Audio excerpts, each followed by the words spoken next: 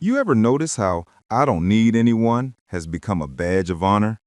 Like if you can do everything by yourself, you've won life. We post it, we quote it, we live it.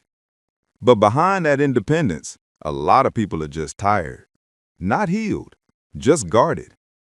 Today, let's talk about it. Because there's a difference between being independent and being emotionally unavailable.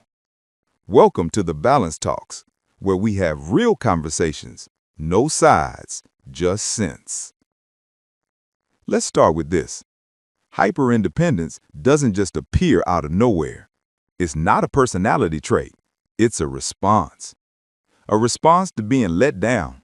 A response to not being protected. A response to being told over and over again that depending on someone makes you weak. For many women, and men too, it starts in childhood. When vulnerability wasn't safe. When you learned that asking for help meant you'd be disappointed or judged. So what do? You build walls and call them boundaries. You take pride in doing everything alone. You don't trust love, you just manage it. And society rewards that. It calls you strong. But sometimes what looks like strength is just survival. The problem is, survival mode doesn't know when to turn off. You can be in a safe relationship and still operate like you're in danger. You can be surrounded by love and still feel alone. Because healing means learning to receive, not just to endure. Hyperindependence makes you feel powerful, but it also keeps you disconnected. You start saying things like, "I don't need anyone. I'll handle it. I don't want to owe anybody." And what you're really saying is, "I'm scared that if I lean on you, you'll drop me." That's not peace. That's protection dressed as peace. It costs you intimacy, trust, community. It isolates you from the very thing you were built for, connection. And let's be honest, this runs deep in our culture too. In many African homes, we were taught, be strong, don't show weakness, handle your own. Our mothers carried everything, emotionally, financially, spiritually, and we called that strength. But nobody asked what it cost them. That's how trauma gets inherited. Because when strength becomes your only language, softness starts to feel unsafe. So you grow up confusing peace for boredom and chaos for passion. You push away anyone who tries to care because you've been programmed to survive, not to trust. And it's not just women. Men deal with hyperindependence too, just differently. They're told from a young age, don't cry, be the man, provide, protect, don't depend. So now you've got men who can build empires, but can't ask for emotional support. Men who confuse silence for strength. Men who want love, but don't know how to be seen. Both genders are struggling with the same thing, a fear of needing anyone. So what does healing look like? It's not about becoming soft or needy.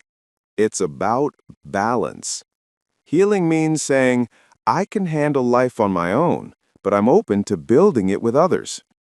It means learning to ask for help without shame, to receive love without suspicion, to rest without guilt.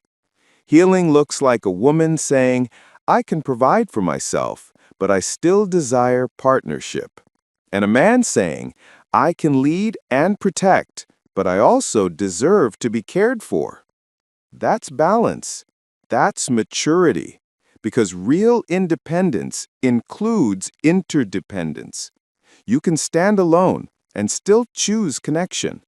So maybe the goal isn't to stop being independent, it's to stop confusing isolation with independence.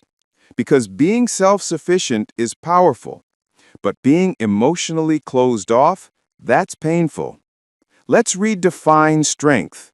It's not the ability to survive alone. It's the courage to connect even after being hurt. You don't need to prove you're okay without anyone. You need to learn you're still okay with someone. Because the truth is, healing isn't, I don't need anyone. Healing is, I'm safe with myself and safe with others. What about you? Have you ever mistaken independence for healing? Let's talk about it in the comments, respectfully. And if this resonated with you, subscribe to The Balance Talks, where we explore love, identity, and culture with honesty, empathy, and balance. The Balance Talks, real conversations, no sides, just sense.